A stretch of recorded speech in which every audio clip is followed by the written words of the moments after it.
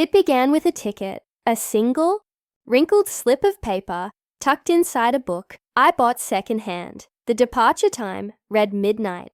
The destination line was blank. I thought it was a prank, but when I reached the station that night, the train was waiting. Dark, long, endless, and the last carriage door stood open. The platform was nearly empty. A few passengers scattered along the other cars, but no one went near the last compartment. They walked past it, avoided it. Even the guards averted their eyes. As I approached, the air grew colder.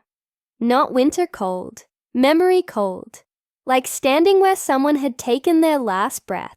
Still, curiosity pushed me forward. I stepped inside. The smell hit me first. Dust, iron, and something faintly sweet. Rows of seats stretched before me, but most were occupied, not by living passengers, by shadows, shapes that looked human, only if you didn't stare too long. None turned their heads, but I knew they felt me. The door slid shut behind me on its own. I sat near the back. The seat was warm, as if someone had just left. My hand brushed the armrest, and I felt grooves, finger marks, carved deep, like someone had held on, refusing to let go. 10 fingernail trails, dug into steel. When I pulled my hand back, the grooves seemed fresh, still damp, as if they'd been carved that very moment. A conductor appeared in the aisle, tall, uniform pressed, but his face, smooth, pale, blank. He stopped beside me, held out a hand. I gave him the ticket. He punched it once.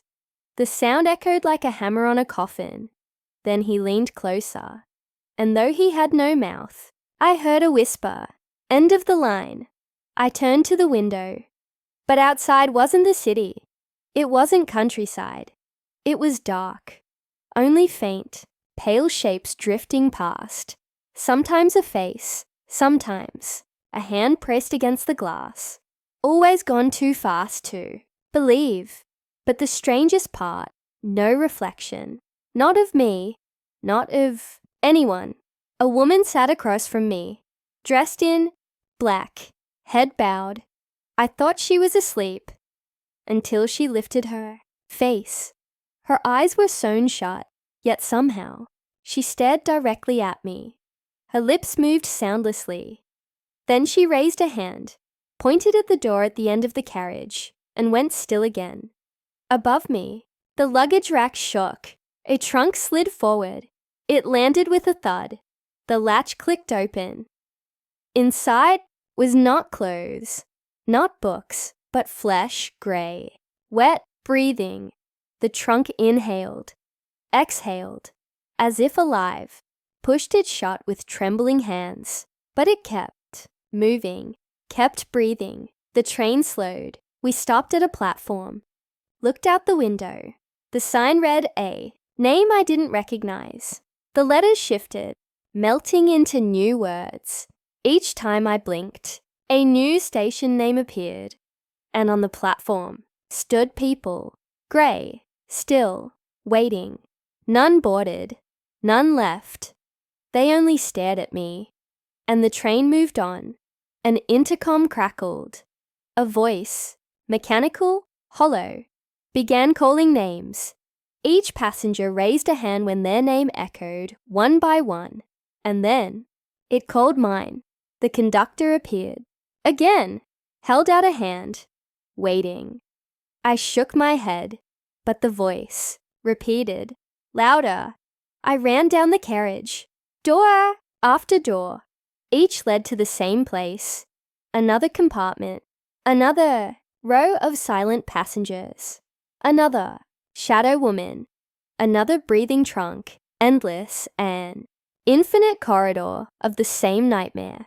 And every time, I ended up back at my seat. At the very end was a door marked with a single word, exit.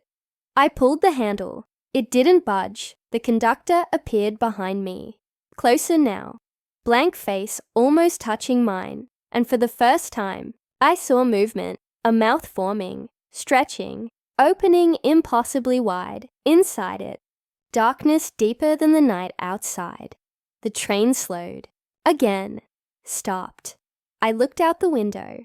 No station. No town. Only endless. Black. The passengers rose as one. Turned toward me. Hands. Reaching.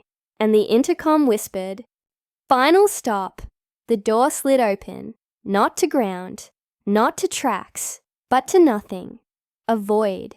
And as the shadows closed in, I realized the last compartment is not meant for the living. It only collects those who don't yet know they've already arrived. End.